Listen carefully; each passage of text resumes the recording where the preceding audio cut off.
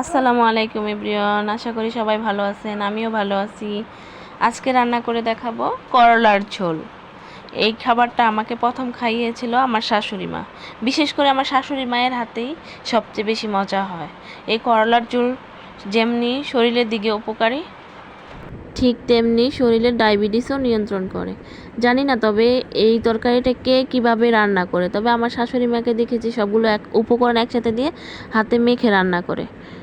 এর জন্য নিয়ে নিলাম পরিমাণ মতো করলা, আলু আর করলাগুলোকে 4 ফালটি করে কেটে নিব। মাঝখানের করলার মধ্যে যতগুলো বিচি থাকবে সবগুলো ফেলে দেব।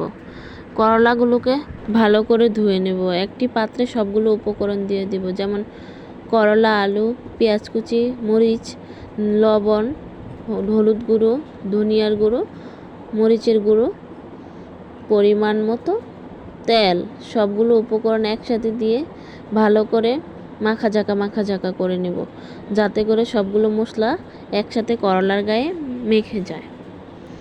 দিয়ে দিব মাছ। আমি এখানে চাপিলা মাছ ব্যবহার করেছি।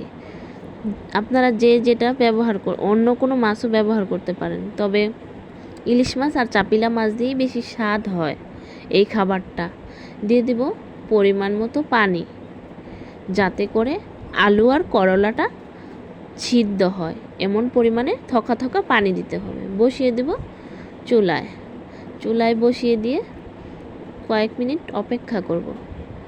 তারপর দেখে নেব আলু আর করলাটা সিদ্ধ হয়েছে কিনা। ভালো করে সিদ্ধ হলে স্বাদ বাড়ানোর জন্য দিয়ে দেব পরিমাণ মতো ধনেপাতা দিয়ে চুলা থেকে নামিয়ে নেব। গরম গরম ভাতের সাথে পরিবেশন করব।